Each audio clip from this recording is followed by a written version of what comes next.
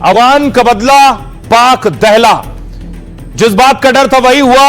अफगानिस्तान और पाकिस्तान के बीच जंग शुरू हो गई और अफगानिस्तान ने पाकिस्तान को बुरी तरह बेरहमी से मारा है। अफगानिस्तान ने एक दो नहीं 6 जगह से अटैक किया था पाकिस्तान पर। देखिए जरा वो 6 जगह कौन सी हैं। ये अफगानिस्तान और पाकिस्तान का नक्शा आप देख रहे हैं। बॉर्डर के कॉर्नर पर अगर आप देखिए, जिसमें हेलमंद, नंगरहार, पख्तिका, पख्तियां, कुनार, खोस्त, ये सब खैबर पख्तूनख्वा के पास के इलाके। और यहां से अफगानिस्तान ने पाकिस्तान पर 6 ठिकानों से अटैक किया। पाकिस्तान कुछ समझ नहीं पाया कहां से हमला किया जा रहा है, कहां से अटैक किया जा रहा है। जब तक कुछ समझता पाकिस्तान, तब तक उसका नुकसान हो चुका था। ये वो 6 जगह हैं जहां से हमले किए गए हैं। पाकिस्तान को भारी नुकसान हुआ है। पाकिस्तान के दर्जनों सैनिक मारे जा चुके हैं। देखिए ये अटैक कैसे शुरू हुआ, ये हमला कैसे शुरू हुआ। एक तरफ थी पाकिस्तानी सेना पोस्ट पर, बॉर्डर पर, दूसरी तरफ अफगान के लड़ाके। अफगानिस्तान ने पाकिस्तान पर भीषण हमला किया। खबर यह है कि 58 सैनिक को मार दिया है। अफगानिस्तान ने दावा किया कि पाकिस्तान के हमने 58 सैनिक मार दिए।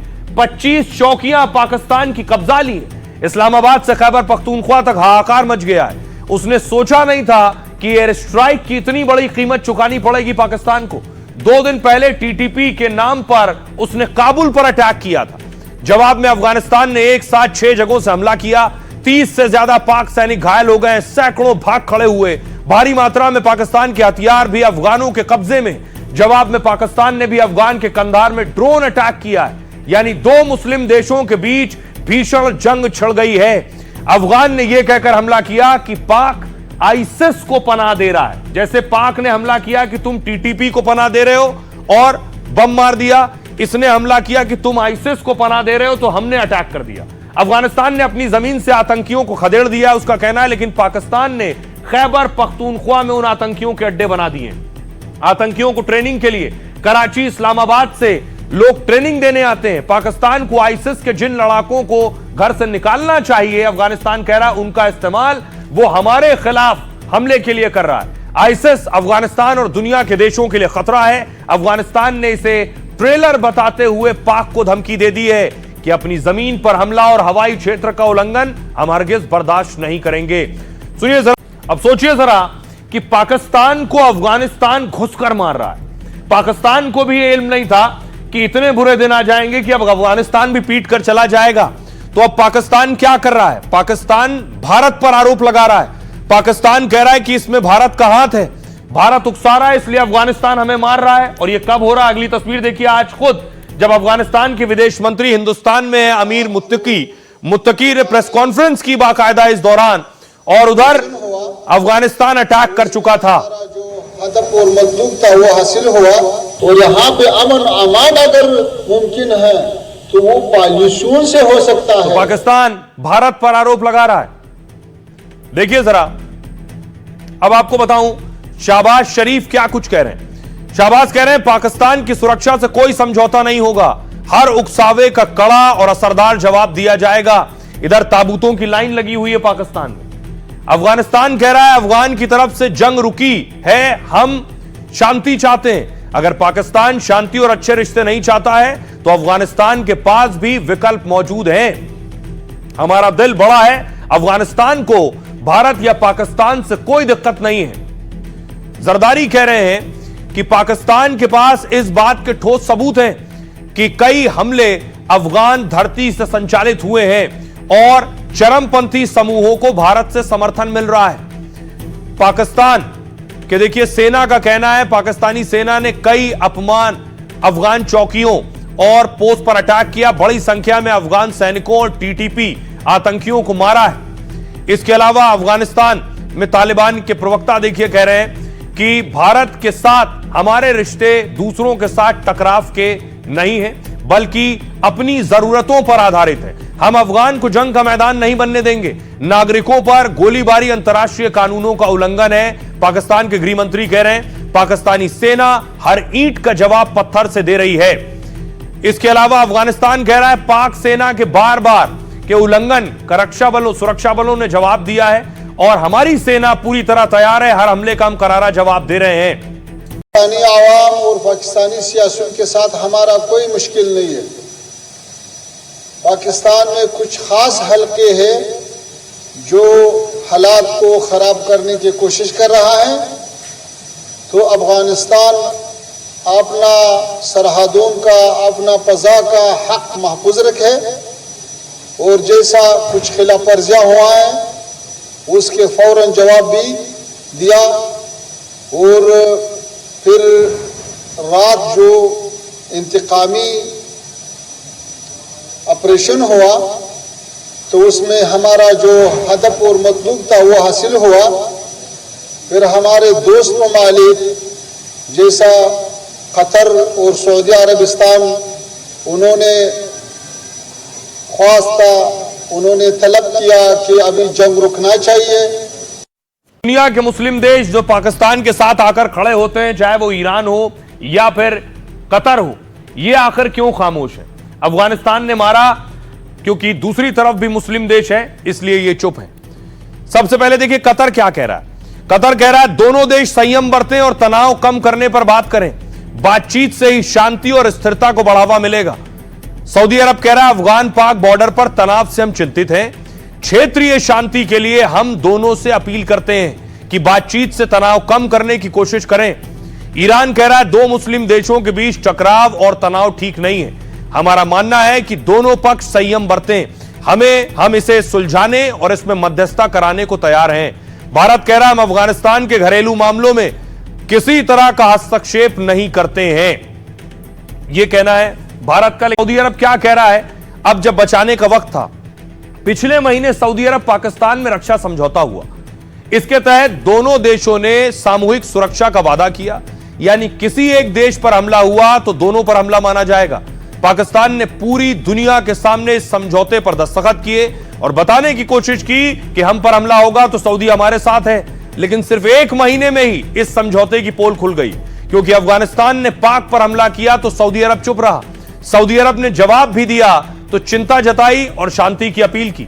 सऊदी अरब ने तालिबानी हमले का खुलकर विरोध भी नहीं किया, यानी साफ तौर पर सऊदी अरब पाकिस्तान तालिबान के बीच में नहीं आया है, जबकि समझौते के तहत सऊदी अरब को पाक के साथ खड़ा होना चाहिए था, अफगानिस्तान से लड़ने के लिए सेना भेजने की तैयारी करनी चाहिए थी। हालांकि सऊदी ने शांति की बात करके आम देशों की तरह ही बयान दिया है।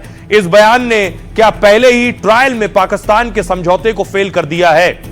अब सवाल यह उठ रहा है जरा आखिर क्यों ये बवाल है। ये देख रहे हैं ऊपर जो आप लाल देख रहे हैं ये नक्शा अफगानिस्तान का है और जो हरे रंग में देख रहे हैं ये है पाकिस्तान का नक्शा। बीच में पीली लाइन जो आप देख रहे हैं जो ब्लिंक कर रही है ये है डूरेंट लाइन, पाकिस्तान और अफगानिस्तान का बॉर्डर है। यही बॉर्डर बवाल है। क्यों? पाकिस्तान अफगानिस्तान में विवाद की मुख्य वजह है यही डूरेंट लाइन। इसे डूरेंट लाइन क्यों कहते हैं? दरअसल ये 2430 किलोमीटर लंबी पाकिस्तान अफगान सीमा है। डूरेंट लाइन बलूचिस्तान, खैबर पख्तूनख्वा और कुछ कबायली इलाकों से गुजरती है। इसने अफगानिस्तान में रहने वाले पश्तूनों को दो देशों में बांट दिया है, यानी कुछ पश्तून बॉर्डर पर इधर रहते हैं, कुछ इधर रहते हैं। बीच में लाइन आ गई तो पश्तून बट गए दोनों देशों में। इसलिए अफगानी सरकार इसे बॉर्डर नहीं मानती है, काल्पनिक रेखा कहती है। दरअसल 1989 में सर हेनरी डूरेंट ने अफगान शासक के साथ एक रेखा का समझौता किया, यानी बॉर्डर का। उन्हीं के नाम पर इसे डूरेंट रेखा कहा गया जो ब्रिटिश इंडिया अफगानिस्तान में तय हुई थी। कहा यह जाता है कि सर डूरेंट ने क्या किया, एक मैप उठाया, अफगानिस्तान और पाकिस्तान तब बंटवारा नहीं हुआ था, मैप उठाया और पेन से, कलम से उस पर रेखा खींच दी है। यही है वो पीली रेखा जो अफगानिस्तान और पाकिस्तान का बॉर्डर बन गई। लेकिन इसने अफगानी पश्तूनों के गांव, मकान, जमीन दो देशों में बांट दिए। सीमा तय होते ही विरोध शुरू हुआ। तालिबानी सत्ता में आए तो उन्होंने कड़ा रुख अपनाया इस पर। तालिबानी सरकार बनने के बाद से सीमा पर दोनों तरफ से लगातार गोलीबारी हो रही है। फिलहाल अब इस मुद्दे को लेकर दोनों देशों में युद्ध के हालात बन गए हैं। यह है इस जंग के पीछे वजह। आइए अब आपको सुनवाता हूं, सुनिए जरा अफगानिस्तान के विदेश मंत्री क्या कह रहे हैं। अफगानिस्तान और पाकिस्तान के दरमियान जो डूरेंट लाइन है वो 2500 किलोमीटर है, 2400 से ऊपर किलोमीटर लाइन है, खत है। और ये पहाड़ी इलाका, ये कबायली इलाका, ये न चंगेज ने कंट्रोल किया ना अंग्रेज ने। ये न सिर्फ इन्होंने कंट्रोल किया ना अमेरिका और नेटो ने, तो ये इलाका अगर कंट्रोल हो सकता है और यहाँ पे अमन अमान अगर मुमकिन है तो वो पॉल्यूशन से हो सकता है, तो वो नरमी और मफाहम और मुज़ाकिरात से हो सकता है, वो जोर से नहीं हो सकता है। दोनों की ताकत मैं आपको दिखाऊं, दोनों में कौन किस लायक है। सैन्य ताकत की हम बात करेंगे। सैन्य ताकत में देखिए, सैनिक में पाकिस्तान सैन्य ताकत में 12वें नंबर पर है और अफगानिस्तान 118वें नंबर पर है। सैनिकों की बात करें, जब सैनिकों की एंट्री होगी तो 13 लाख सैनिक पाकिस्तान के पास हैं, अफगानिस्तान के पास 2 लाख सैनिकों की ताकत है। एयरक्राफ्ट पाकिस्तान के पास 1399 है और अफगानिस्तान के पास 9 एयरक्राफ्ट हैं। पाकिस्तान के पास हेलीकॉप्टर 376 है, अफगानिस्तान के पास 9 हेलीकॉप्टर हैं। टैंक पाकिस्तान के पास 2627 टैंक हैं, पाकिस्तान के पास या तो टैंक नहीं है या जो है भी वो अमेरिका छोड़ गया था, वो हथियार इनके पास हैं। यह है ताकत। सैन्य वाहन 17,000 सैन्य वाहन पाकिस्तान के पास हैं और 5,000 अफगानिस्तान के पास हैं। साथ ही पनडुब्बी पाकिस्तान के पास 8 हैं, अफगानिस्तान के पास एक भी पनडुब्बी नहीं है। परमाणु बम पाकिस्तान के पास 170 हैं और अफगानिस्तान के पास 0। यानी ताकत के लिहाज से अफगानिस्तान कहीं पीछे है पाकिस्तान के मुकाबले। बहुत से विरोधी सवाल पूछ रहे हैं कि आखिर क्यों विदेश मंत्री अफगानिस्तान के भारत में है इस वक्त पर। विरोधियों का हक है सवाल पूछना, लेकिन भारत की इसके पीछे रणनीति है। पाकिस्तान भले ही कहे कि भारत ने अफगानिस्तान को उकसाया है, इसके बाद अफगानिस्तान ने अटैक किया है, लेकिन भारत अगर अफगानिस्तान की मदद कर रहा है तो उसके जरिए कैसे वो पाकिस्तान को घेर रहा है, यह भी समझने की बात है। इसके पीछे क्या स्ट्रैटेजी है। यह जो आप मुलाकात की तस्वीर देख रहे हैं, विरोधी और बहुत से एक्सपर्ट्स ये कह रहे हैं कि पाकिस्तान अफगानिस्तान को गोली देता है, जख्म देता है, लेकिन भारत एम्बुलेंस देता है। पाकिस्तान और अफगान के बीच कई सालों से तनाव है। दोनों देश बॉर्डर से लेकर आतंक के मुद्दों पर टकराते रहे। कुछ सालों से पाक अफगानिस्तान को दुश्मन की तरह मान रहा है। ऐसे में पाक के दुश्मन से भारत की दोस्ती उसके लिए बहुत बड़ा झटका है। अफगान क्रिकेट से विकास के कई पैमानों में वो पाक से आगे है और अफगान के विकास के पीछे भारत का बहुत बड़ा हाथ है।